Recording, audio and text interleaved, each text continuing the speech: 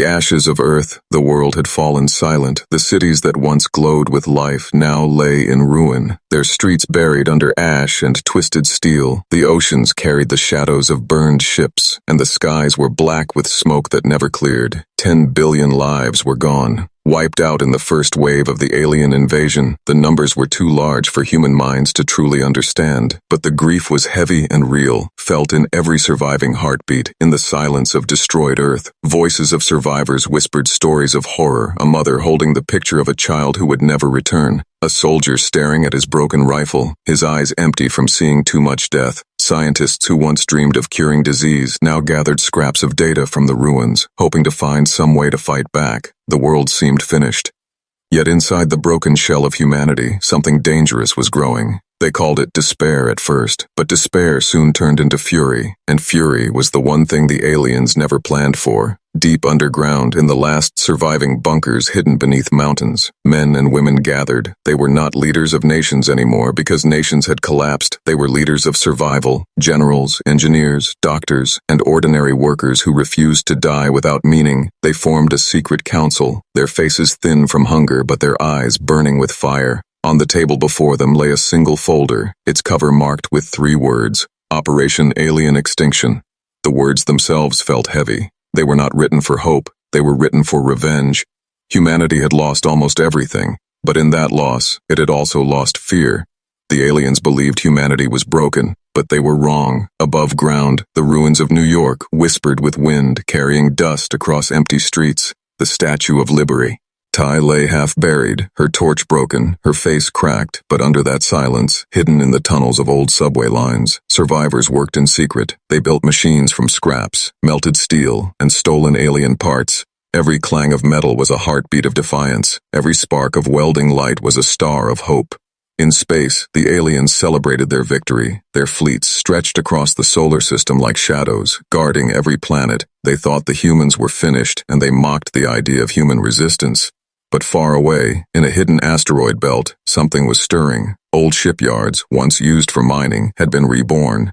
There, engineers whispered the name of the operation while welding together the first frames of new war machines. Meanwhile, in the ruins of Tokyo, a boy no older than 15 scavenged through rubble. He found a cracked communication device, its screen glowing weakly. On it, he read a message sent before the fall. It was a single line. Do not surrender, humanity will rise again. The boy clutched the device close to his chest, his eyes fierce despite the hunger in his bones. That boy was just one among thousands, but his spirit was shared by all.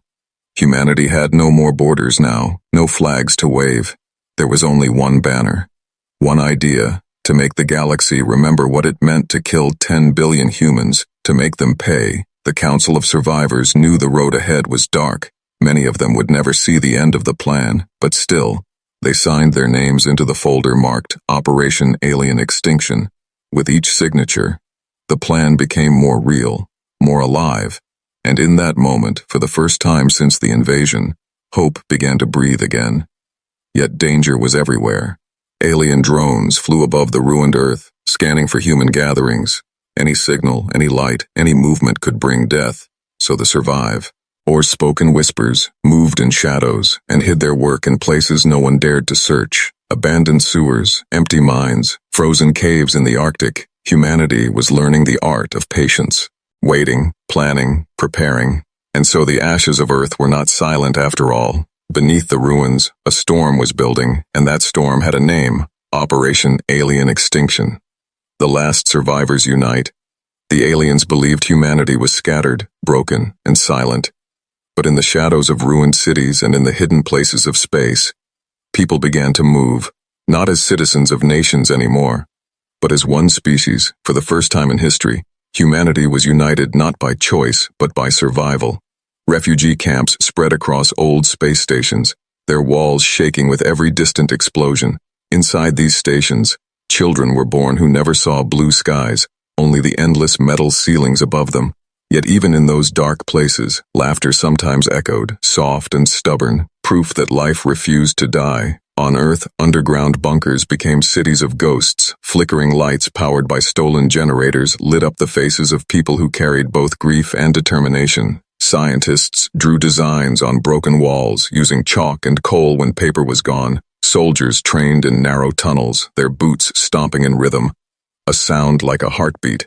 Farmers grew crops under artificial lamps, turning survival itself into resistance. In one bunker deep beneath the Himalayas, a meeting was called. People arrived not as Americans, Chinese, Indians, Africans, or Europeans. They arrived simply as survivors. Their faces showed different colors, their voices spoke different languages, but their purpose was the same, to prepare for the great answer humanity would give to the galaxy. Among them stood an old soldier with scars across his face. He had fought in the first defense of Earth and lost his entire unit, yet his eyes carried no fear, only iron will. Beside him was a young engineer, no older than 20, her hands covered in grease, her mind filled with ideas too dangerous to speak aloud. Together they represented the two halves of the human spirit, experience forged in war, and imagination that refused to die. The council began with silence. Then the old soldier spoke, his voice deep like thunder. 10 billion dead, and the galaxy thinks we are finished. But we are not finished. We are waiting, and when the time is right, we will strike.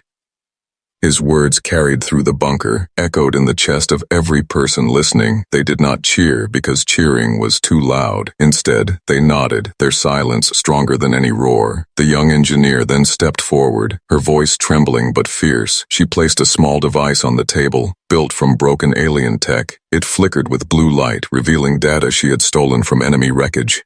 Their weakness is hidden inside their pride, she said. They believe we cannot adapt. They believe we cannot learn. But we are already learning faster than they can imagine. Her words lit sparks in the eyes of the listeners. Humanity's revenge would not come with brute strength alone. It would come with knowledge stolen and remade. In orbit above Mars, another camp of survivors prepared for the future. Miners who once carved stone from asteroids now carved weapons from alien wreckage. They built secret workshops, hammering metal in silence. Every strike of the hammer was like a drumbeat, announcing that humanity was still alive. And though the aliens controlled the skies, the humans controlled something far more dangerous. Patience. Rumors spread across every bunker and every station. Rumors that humanity was building something powerful, something that would change everything. Children whispered the name, Operation Alien Extinction, like it was a bedtime story. They did not know the details, but they knew it was their future, and for the first time since the invasion, their eyes carried hope instead of fear. The aliens, confident in their victory, grew careless. They laughed at the small sparks of resistance, calling humans desperate. They did not see the unity forming beneath the ashes. They did not hear the whispers traveling from one camp to another. They did not feel the storm gathering in the hearts of every survivor. And so the last survivors united, not through treaties, not through politics, but through blood, loss, and vengeance. They were no longer separate people. They were humanity, and in the silence of the bunkers, in the hidden camps of space, they made a promise. Never again would they bow, never again would they wait to die. They would fight, and they would make the galaxy remember the day humanity rose from its own ashes. The old soldier looked at the young engineer. His voice was a whisper, but it carried the weight of all Earth.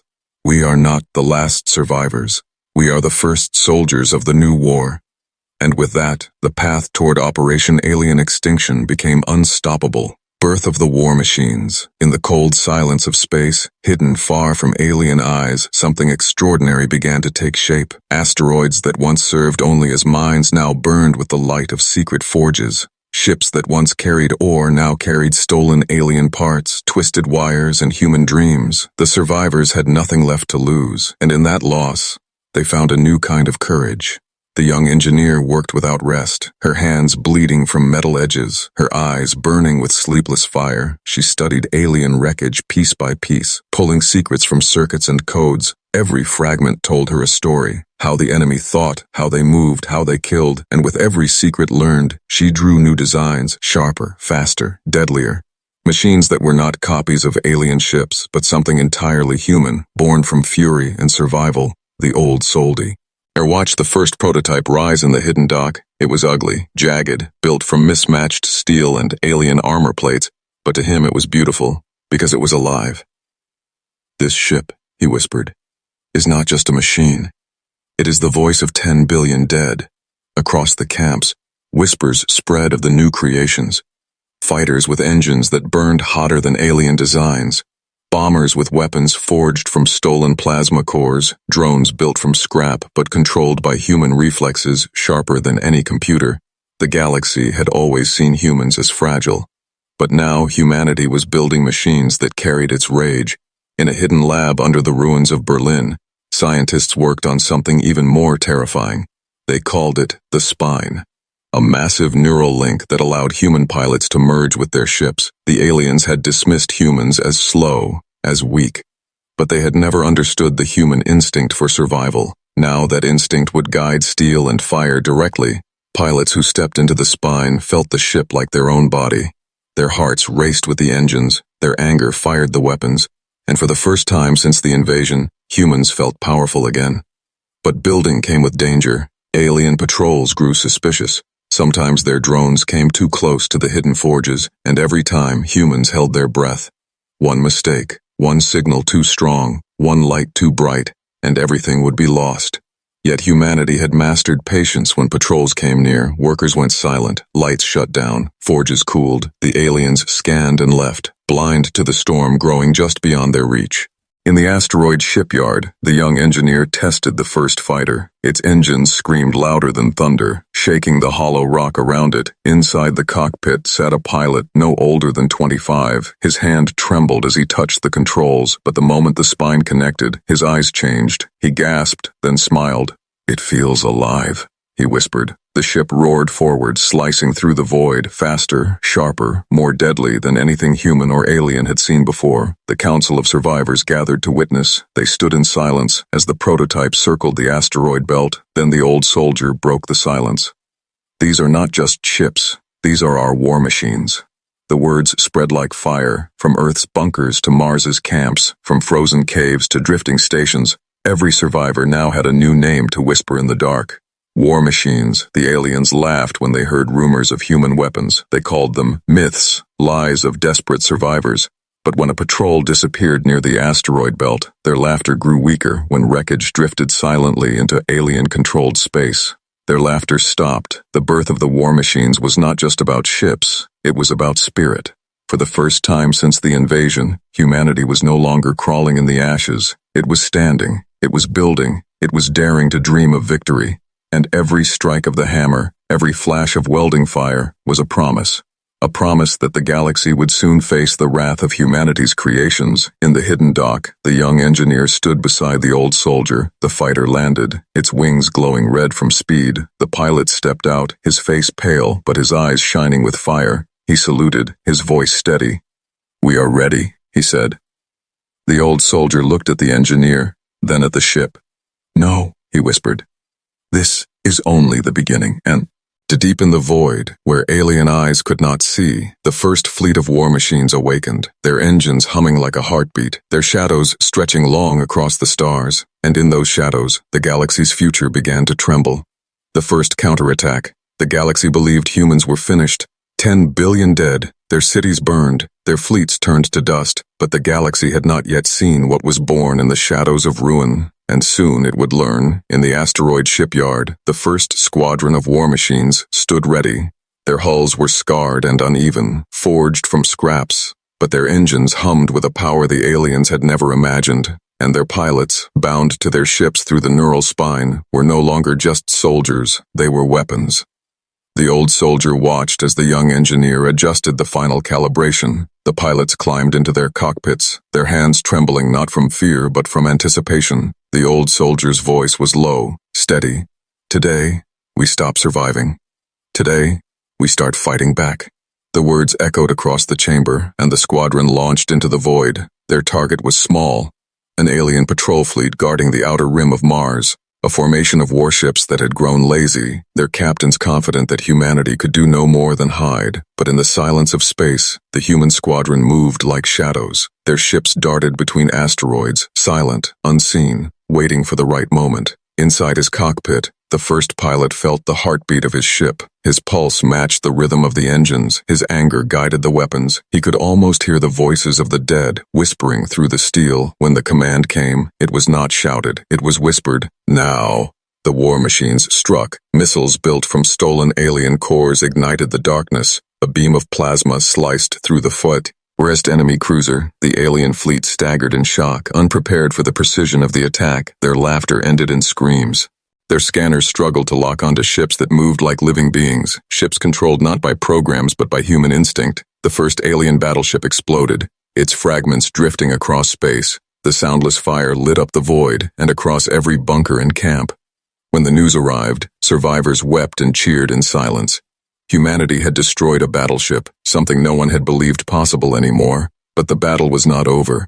The aliens regrouped, their weapons blazing. They fired plasma storms that tore asteroids apart. But the war machines slipped through the fire, pilots weaving through chaos with movements too unpredictable for alien computers. They were not fighting with cold logic. They were fighting with rage. And rage was faster, sharper, deadlier. The young engineer stood at the command station, watching data streams flicker, her hands clenched, her heart racing with every maneuver. When one pilot's ship was struck, the signal went dark. Her chest tightened, but then another human fighter cut through the alien formation, avenging the fallen. The engineer whispered to herself, "Every loss will make us stronger." The aliens, humiliated, began to retreat, their fleet broken, their pride shattered. And in that moment, the galaxy changed, because for the first time since the invasion, the aliens had lost to humans. The old soldier's voice broke the silence of the command chamber. "This is not victory, this is only a message." His words were heavy, a message that humanity is not finished, a message that we are coming. News of the counterattack spread faster than light across alien networks. Whispers of fear began to grow. The species that had been marked for extinction had just destroyed one of their fleets, and the survivors of Earth no longer looked like prey. They looked like hunters. Back in the shipyard, the returning war machine landed, their hulls burned, their wings scarred, but their pilots stepped out with eyes blazing. They were no longer survivors. They were warriors, and in the silence that followed, every person in the dock knew the truth. Operation Alien Extinction had begun. Operation Alien Extinction begins. The first counterattack had been a whisper, a warning in the darkness of space. But now, humanity was ready to shout. For years they had hidden, building in silence, feeding the fire of their fury. Now the fire was ready to consume the galaxy. In the hidden shipyards of asteroids and the frozen caves of Earth, entire fleets awakened. War machines roared with life. Thousands of engines shaking the void, ships forged from human pain and alien scraps stretched across the black sky. Their steel was not polished. Their wings were jagged, but they were deadly. They carried the spirit of 10 billion voices, each one crying for vengeance. The Council of Survivors gathered once more. The old soldier stood at the front, his scarred face lit by the glow of tactical maps. "The time has come," he said, his voice steady as stone. "No longer will we wait. No longer will we hide. Today, humanity answers with fire." Every person in the chamber knew this was the beginning of something greater than war. It was the beginning of judgment. The young engineer stepped forward, her voice sharp with certainty. She revealed new ships, massive carriers that could launch hundreds of fighters at once, bombers that carried weapons strong enough to break moons, and a weapon so secret, so dangerous, it was kept hidden beneath coated locks. She called it the Eclipse, a weapon that could erase an entire fleet with one strike. The room grew silent, heavy with both fear and awe. For the first time, humans did not only dream of survival, they dreamed of victory. When the fleets launched, the galaxy trembled. From Earth's ruined oceans rose hidden submarines that became warships. From the caves of the moon erupted carriers, long disguised as mining rigs. From Mars's dust storms rose bombers covered in crimson paint. The sky filled with human vengeance. The silence of survival was broken by the roar of extinction. Their first targets were not alien capitals. They struck the supply chains, the outposts, the communication relays. With precision they dismantled the enemy's reach. Alien fleets scrambled in confusion, their commanders shocked that humans dared to strike so boldly. Their arrogance blinded them, and in that blindness, humanity carved through their defenses. On the colony world of Zereth, alien civilians stared in disbelief as human ships descended from the clouds. They had been told humans were weak, broken, finished, but now they saw human war machines unleash fire upon military garrisons. Their skies turned red with explosions. Their leaders fled, and for the first time, alien civilians whispered a new word with fear. Humans. The old soldier watched from his command station, his eyes filled with both grief and fire. "This is not just war," he whispered. This is justice. But deep inside, he knew justice had long since died. What humanity now sought was something darker, something absolute. The young engineer stood beside him, her hands gripping the table. She felt the weight of every life lost, every weapon built, every fleet unleashed. She knew they were walking a path that could not be reversed, yet she also knew there was no other way to let the galaxy forget. The 10 billion dead would be to betray them. In every strike, humanity left a message, burned into the wreckage, etched into the ruins of alien fleets. 2 words, written in every language they could find. Never again. The aliens panicked. Some Ikis begged their leaders to withdraw from the war. Others tried to rally more fleets, but the fear spread faster than their commands. For the first time, the predators of the galaxy felt hunted. In the silence after each battle, survivors of Earth prayed not for peace, but for strength. They remembered their families, their cities, their burned world, and they fed that memory into the fire of the war machines. Every victory was a wound healed, every explosion a name avenged. Operation Alien Extinction had begun, and it would not stop until the galaxy itself remembered what it meant to wound humanity. But in the shadows of victory, something darker stirred, because the weapon called the Eclipse was not yet unleashed, and once it was, not even the stars would be safe. The wrath of humanity. The galaxy thought it had seen human anger. But anger was only the beginning. What followed was wrath, a force that spread like fire, unstoppable, merciless. The survivors of Earth were no longer hiding in shadows. They were shaping the stars into weapons. The human fleets spread across alien territory, their war machines cutting through defenses with precision. Supply lines burned, patrol fleets vanished, communication networks collapsed into silence. Entire systems that once carried alien banners now carried the scars of human vengeance. The galaxy began to whisper a new truth. Humanity had returned, and it would not stop. In the command chamber, the old soldier studied the maps of conquest. His scarred hands trembled, not from fear, but from the weight of decisions. Every red mark on the map was a strike, a victory, and a grave. 10 billion gone, he whispered. And still the galaxy does not understand what that means. His eyes hardened. Then we will make them understand. The young engineer stood beside him, her eyes fixed on a screen displaying the Eclipse. The weapon was finished now, hidden deep within a carrier that drifted like a shadow. Its power was beyond anything humanity had unleashed before. A single pulse could erase an entire fleet. But with that power came a cost. Every time she looked at it, she wondered if they were becoming the very monsters they hated. Yet the decision was made. The aliens had regrouped. A massive fleet gathering near the world of Darien. Millions of soldiers, thousands of ships. It was meant to crush the humans once and for all, but humanity was waiting. The Eclipse fired for the first time. A silence fell across space as the weapon's energy expanded. Ships vanished in an instant, entire formations torn apart as if the void itself had devoured them. Alien screams filled communication channels before they cut into nothingness. When the silence returned, the fleet was gone, erased. The galaxy trembled in the bunkers and stations. Survivors wept and cheered at the same time. They knew the dead could not return, but they felt their voices carried in the wrath of the Eclipse. The message was clear.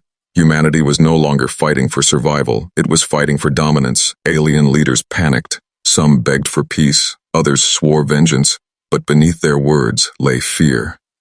For the first time, the predators of the galaxy felt like prey. The old soldier's voice echoed across the fleet.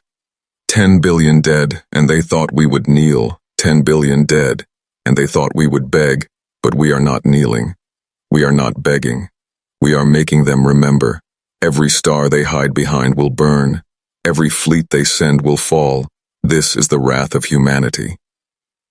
His words carried through every ship, every pilot, every survivor. Their anger became unity. Their unity became fire, and fire consumed Evie. Everything in its path, the young engineer listened, her hands gripping the edge of the console. She wanted to believe in victory. She wanted to believe in justice. But as the Eclipse fired again, she felt a shadow creep into her heart.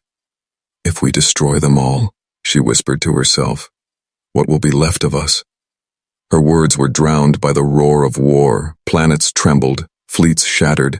Alien empires bent under the storm. Humanity had become what the galaxy never expected.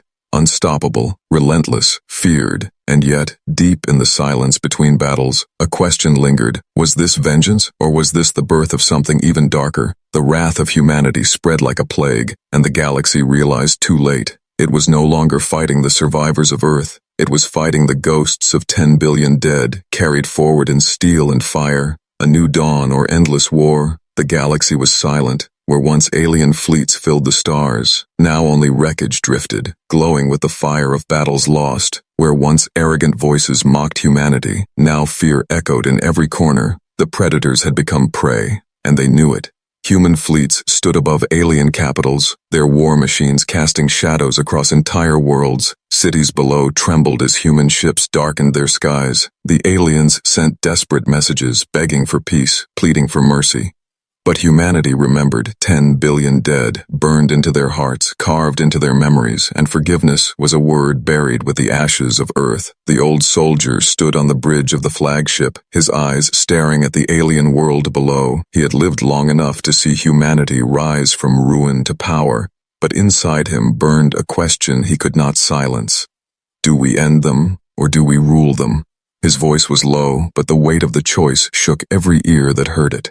The young engineer stood beside him, her hands trembling. She had built the machines, she had forged the Eclipse, but now she saw what those creations had become. They were not just weapons, they were gods of destruction, and gods did not ask for justice. Gods only demanded obedience, she whispered almost to herself. If we destroy them all, we lose what makes us human.